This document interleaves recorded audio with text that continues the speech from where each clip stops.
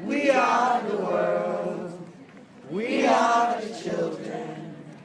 We are the ones who make a brighter day. So let's start giving. There's a choice we're making. We're saving all our lives. It's true, make a better day. Just you and me. Hey Facebook, how's it going? We are here in Oakland, California, where I would say about 3,000 people have come out to voice their opposition to Donald Trump in a different way, using song and joining hands. This was supposed to be a family event where people of all walks of life, all ages, are coming with their signs, with their songs, and they're talking about what a President-elect Donald Trump means to them. Let's go talk to a few of them about why they're here.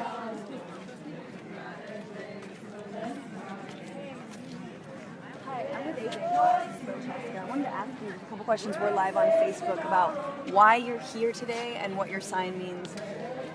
So my sign is an act of resistance against the rape culture that's being normalized by the president-elect.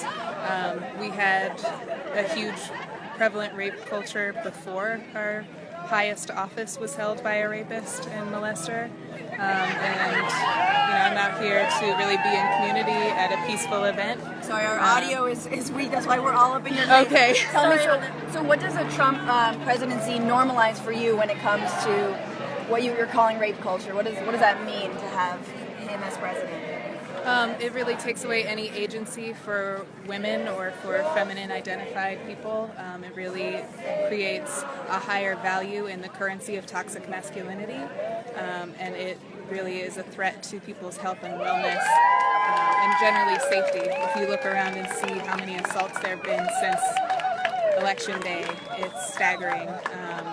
And the queer trans community is already dying at the highest rate ever in history, and our trans femmes of color are incredibly in jeopardy right now, and I think it affects all of us. We need to really use whatever agency we have to step up for the most vulnerable. Any ray of hope you see in all of this? Maybe some people will actually mobilize. People can use their privilege to help lift others up that need it the most. Thank you so much. I appreciate it. Let's get the entire sign.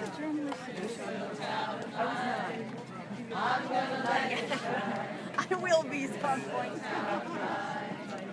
I'm gonna let it shine.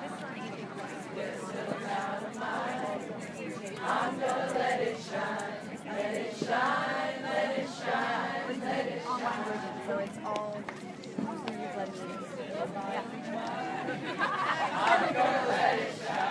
Cool, let's talk to some other people. I was going to walk around and see.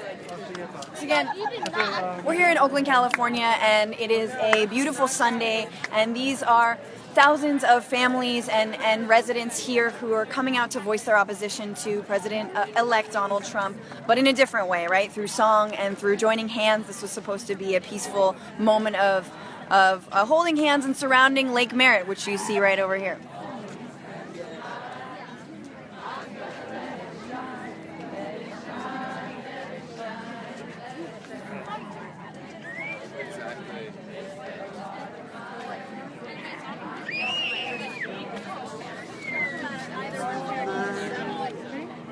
Hey. Hi. What's your name? Question. Can we see your sign? Let me see your sign.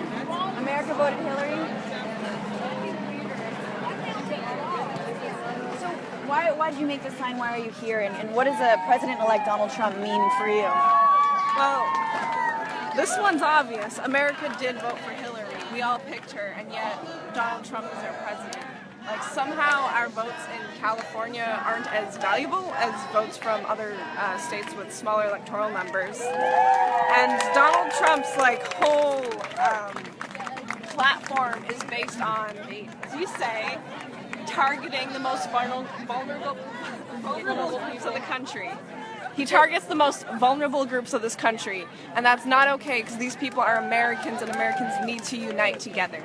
What do you say to the idea that he'll soften his stance once he's in power, and he just said those things to get elected? He already hasn't softened his stance. After 9/11, George W. Bush Jr. made a huge statement to the U.S. against Islamophobia, saying that Islam is a peaceful religion. There's so much Islamophobia attacks happening now after Trump, and he hasn't said anything. He already hasn't done anything. Can I say something real quick? please. Yeah, so Trump was actually recently just asked, hey, do you think that maybe your rhetoric was too strong? And he straight up said, no, I won. So, I mean, he speaks for himself. So why come out here on a Sunday and join hands against Trump? Well, at the very least, we're telling other people who are just as terrified as us of what this might bring for America, that they're not alone, that more than half of the people who voted do feel the same way that they do, and that human rights shouldn't be a political issue. I mean, it would be great if the opposing side and us could have an open conversation. I don't know when or if we'll ever have the platform to do that. I don't know that necessarily people from the other side actually... I know there are some people who really are that hateful, but I think a lot of them have legitimate, fearful problems just like us. The fact that they put those issues above human rights bothers me, but I don't think that they necessarily see it the same way that we do, and that's probably where some of the disconnect is coming from. They're going to keep voting for their problems to go away until we actually address them. And I think it's really time for both sides to just come together and have an open discussion. I don't think that Democrats are against middle-class people being represented, and I don't think that, necessarily Republicans are against human rights. Our problems don't seem real to them. So you're saying that you don't think we're actually as divided as we're being painted? I think that we definitely are divided, but I think that we have more in common than we realize. I think that the human rights issues to some of the people on the right don't seem like real problems because they don't see them. They don't see the kind of issues that black people are facing. They don't realize, I think a lot of people have just stuck their head in the sand. Social media has become an echo chamber. They don't realize, Muslims are really afraid of becoming deported. Women's rights weren't solved when women were granted the access to vote. These issues are so real. 53% of women voted for Trump, but oh well. Thank you so much for your thoughts and For sure. For being out here. We're gonna keep walking around. So we're in Oakland, California, Lake Merritt, in this really kind of gorgeous show of dissent. There were about I would say 2,000 people out here. It's sort of dissipated now. Let's go into a group that's kind of still singing and active and see who's here. Oh, we're singing "This Land Is Your Land." It's a beautiful Sunday. It's Oakland.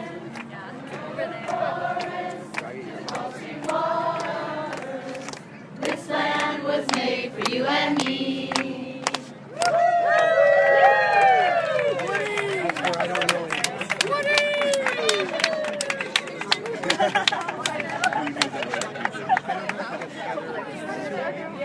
Is get together too complicated? Get together right now over me. Is that too complicated? No. Can I just ask you real quick? Please feel free to join in.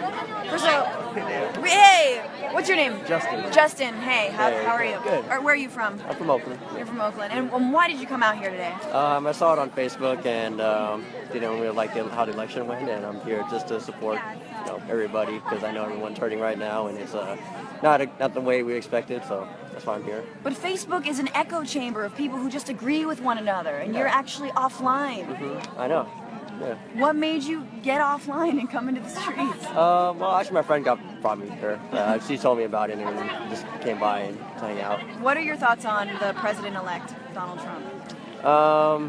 I'm not a big fan of him because of course, all the things he's said and done and promised and going back on his word with a lot of things. So I don't even know how he's going to be as a president, but whatever he does, I'm really hopeful for it. So You're hopeful for it? I'm hopeful that he can be a good president. But you think so? Yeah. What's it going to take for him to be a good president in your mind? He has to reverse everything he just said. Completely say the opposite. Yeah, pretty much. 180. Yeah, Cool. I just think things like half full and everything. So we'll see how that goes. So at least give him a chance. Some kind of a chance. Because we don't really have a choice unless we get him impeached somehow. But that's gonna be a long stretch if we can actually do that. But yeah.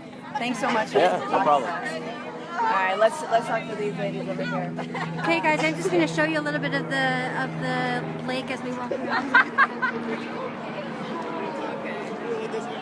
David over here. I was thinking if I could speak to both of you. We're live on AJ Plus, and I'm just talking to people who came out. Both of you, please.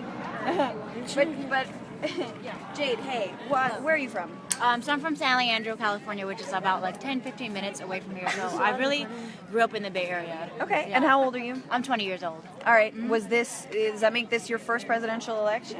Yeah, actually it was. And I actually did vote for Bernie Sanders, and I expressed my vote in a way that this is my individual vote. And I'm out here protesting. You're saying you voted for Bernie Sanders in this election? You wrote him in. I did write him in. Okay. And I find that it's important to still vote for your individual kind of person of choice, but I kind of already had an idea this would happen, but at the same time, this is why I'm out here today, because I find it important to express how you feel, especially if the system is against you. And, at this time, I've kind of known that the system was against us, but it's nice in a sense that white people kind of understand where we're coming from now. You know what I mean? It's a little sad that, go ahead. No, I was going to ask you, so for you, you're saying the system is against you. Yeah. For you, what is that system?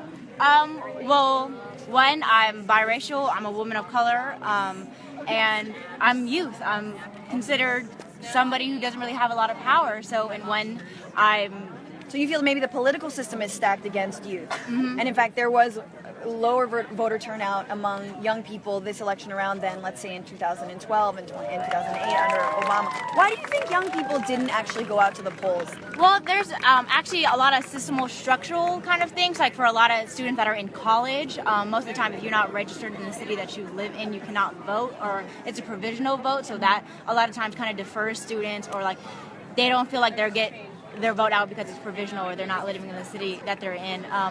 The presidents, I don't feel like they really try to reach out to the youth. It's kind of like we're in this awkward age where it's like, okay, yeah, you should be transitioning into adult, but no one wants to address that you're an adult until you do a criminal. Do you feel like Hillary Clinton or Donald Trump reached out to the youth vote?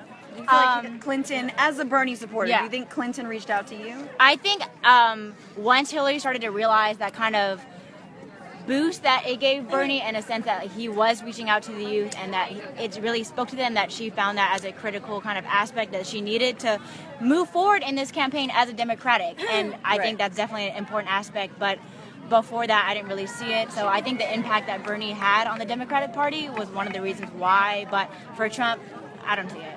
Right. Yeah. Now, tell me what your sign says. Okay, so on this side it says, when there is oppression, there is resistance. On the other side, it's a fist in solidarity. I'll go in this one. So when there is oppression, there is resistance. So anytime there are people that know that they're being oppressed, they're ready to fight. And you can see it out here. You can see it in the 5 straight day protest that we're currently in right now. What's your response to people who say, but Trump won, so, go home, deal with it? I mean, our response is, this is what the Democratic system has. This is what they created it for. They created it for people can come out and speak their voice. And sadly enough, I mean, it's not going to address this, but you want to build a country on more values of freedom and equality. We're going to come out here and we're going to fight for that, because that's technically what we have been taught. Little thing called the First Amendment for viewers at home. Jade, what's the most important issue going forward and looking at a Trump presidency? What scares you the most? What's the most important for you? I think what scares me the most is the idea of rape culture continuing to be kind of persistent, and what Trump kind of does that scares me the most is he's a person of authority that allows young boys, or even older boys, or any boys, to be honest, to really think that this is okay. Like, we have someone who is our president now that, makes all these comments about women, has plenty of rape scandals, so, the whole yes is no, and no is anal. Like, I used to watch, or I watched, Dateline thing, and they, talked about it, and it's discouraging. How am I supposed to go walk down the street now? I mean, I already have fear, but now it's like these people feel validated now. Like, they feel especially validated, and what's going to happen now? So it emboldens that misogyny Yeah, and emboldens exactly. that treatment of women. Thank you so much, Dave, Yeah, no for problem. speaking with us. Thank you. Have a good one. All right, let's go check in with our singers. Give us some hope for this beautiful Sunday afternoon. Once again, we're in Oakland, California, surrounding Lake Merritt. There were thousands of people out here now, sort of trickling out as the sun's going away. But yeah, there's people. There's joggers.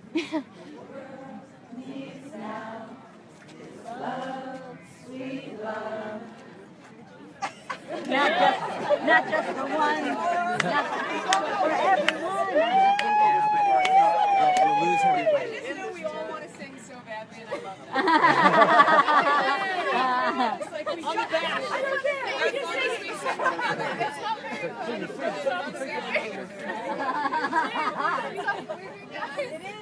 Don't stop. Distraction-free zone. Hold on to that feeling. It goes high real quick.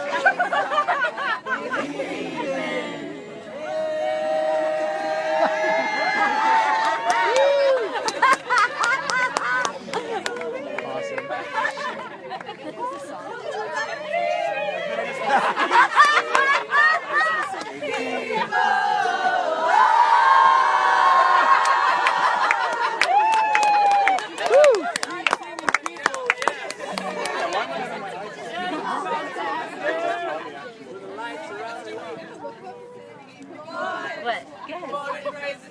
Good. Yeah.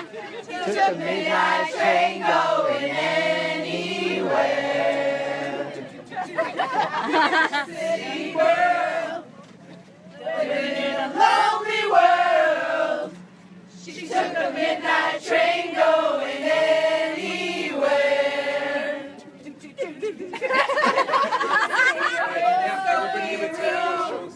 Smell of wine and cheap perfume. For a smile they could share the night. It goes on and on and on and on. Strangers waiting. Walking down the boulevard, their shadows search into the night. Street lights, people living just to find emotion, hiding somewhere in the night. Don't stop believing. Very good. Hold on to that feeling. Street lights, people. Don't stop believing. Hold on to that feeling. Street lights,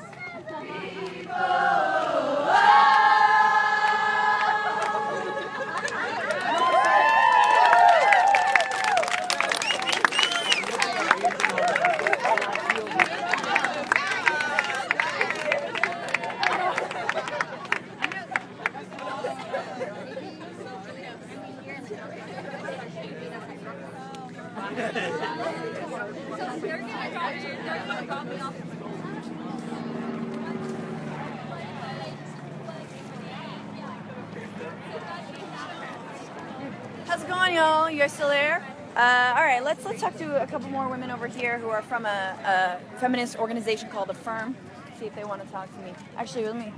Can I just see your sign for a quick second? Yeah. We're live on AJ Plus. Oh. Can you just read it for me? His stupid face on your screen is a reminder to Get close. distribute your privilege, reject your complacency, schedule your activism, and show your love. Do you mind explaining that? There's a lot of big words here. I love this sign. His stupid face on your screen is a reminder to distribute your privilege. What does that mean? Distribute your privilege means give it away. Find ways to bring privilege to people that don't have it. And why is a Trump presidency make you want to do that? A lot of reasons. He's made it very clear that his priorities are not with people who don't have any privilege. And that's going to continue. Yeah. and become worse even. Yeah. So we need to continue the fight that we've been doing for the last 8 years and get even stronger in the face of 4 years of Trump. What do you say to a lot of, what about, let's say, middle America or like working class white people who might have voted for Trump because they feel like they've been disenfranchised? Do you feel, what's your response to that? And do you feel like maybe... I feel that they placed their priorities weren't in order. They placed their economic stability, or what they thought was going to be their economic stability. I don't think Trump is going to help them out with that at all. Over and lies that they believed about Hillary Clinton over the safety and stability of immigrants, people of color, women, LGBT. So they were led to believe that they would be okay if only we target Muslims, we target Mexicans, we target women. Muslims, yeah. Mm-hmm. Cool. Seems like a solid platform, and it worked. What about, reject your complacency. We're now being asked to normalize a Trump president-elect. Does this have something to do with that? Yeah, no, we're not going to do that. We're going to protest every day. We're not going to sit back and watch him on the screen anymore. I can't. I had a screen in my office that would play the news 24/7, and every time I would go out to get lunch, he would be there on the screen saying stupid, idiotic stuff, and I can't walk away from that anymore. None of us can walk away from what he says and does and the impact that he has on the people that we love. Awesome. Thank you so much. Thanks a lot. Thanks. I think to show your love is obvious. Schedule your activism. I mean, Sundays are great times. Yeah, Sundays are good times. Let's talk to one more person. Okay. Cool. Let's go over here. Can't find any little kids at Oakland. What?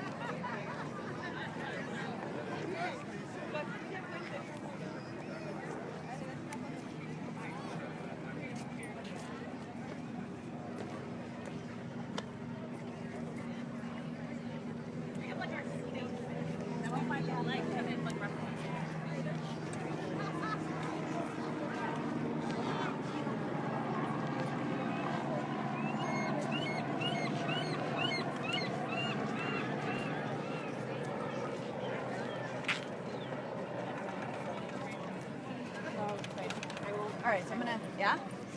You good?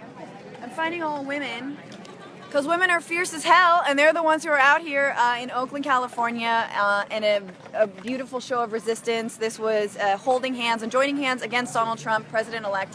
And I'm here with 4 women from a group called Affirm, which is a transnational feminist organization. What does transnational feminism mean? That's just quickly, like in a, I'm just kidding, in a soundbite. Transnational feminism means organizing across borders, so in solidarity. And you have a Standing Rock sign. What? How do you feel like Standing Rock and the fight against the Dakota Access Pipeline is related to what's just happened on Tuesday? It's completely connected, because what we're talking about is the need to stand up and defend the rights of our community and fight for our people. And in terms of Trump's energy policy and his plans moving forward, he might have a head of the EPA who does not believe in climate change. How do you think that bodes on the resistance to the Dakota Access Pipeline? I think what it means is that people will need to continue to stand up to the repression and resist. Yeah. Cool. All right, over here. We must and we will do battle. Where we stand, we have no other choice. Yeah. It's a strong statement. Yeah. What are your thoughts on the president-elect and where this country is at? Well, currently, right now, Affirm stands for a fight against women's liberation.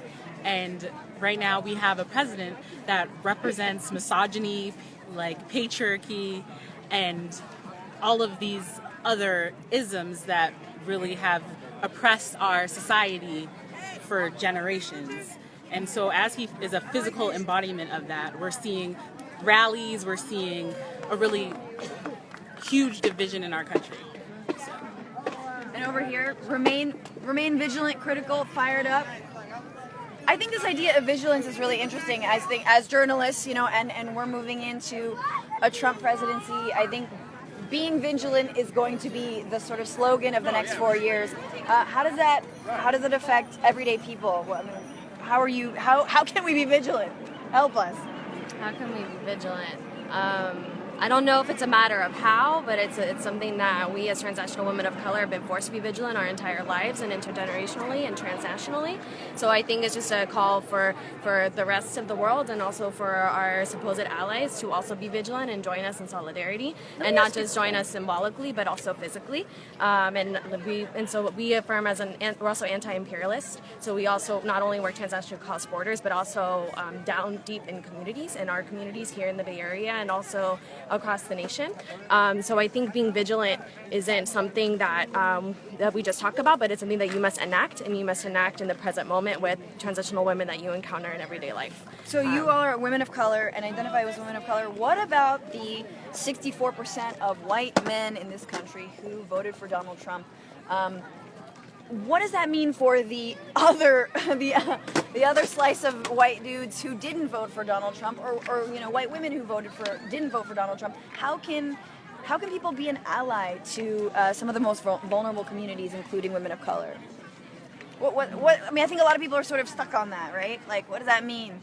Does it mean going back to their homes in Indiana and organizing amongst their, friends, family? I think so. I think white people can be allies in this fight against Donald Trump by organizing their communities. Brown people, black people, indigenous people. We have our struggles on lock and are self-determined and have the capability to lead our own liberation. Affirm's slogan is "A woman's place is at the head of the struggle," and as transnational women of color, we believe not only in our ability to be in the struggle, but to be at the forefront, to be leaders, to be theorists, to be warriors out here. And so part of what white allyship or being an accomplice or co-conspirator can consist of is respecting or our power and following marginalized communities' lead. Don't you think that white people should just be always on the front, just surrounding all these demos just as a barrier? I mean, that's my strategy. Just all right, if you're just kidding, of course, but it's not a bad idea. Thank you, ladies, so much. Thanks for your work and for being here. Once again, we're gonna wrap this up, but look at this gorgeous sky. I don't know if you can capture that. Shot on an iPhone. Oakland, California, expressing their resistance peacefully to Donald Trump's supposed presidency. I'm Francesca Fiorentini with Sarah Murphy, the awesome Sarah Murphy. We're gonna sign off. Have a wonderful Sunday, and keep fighting.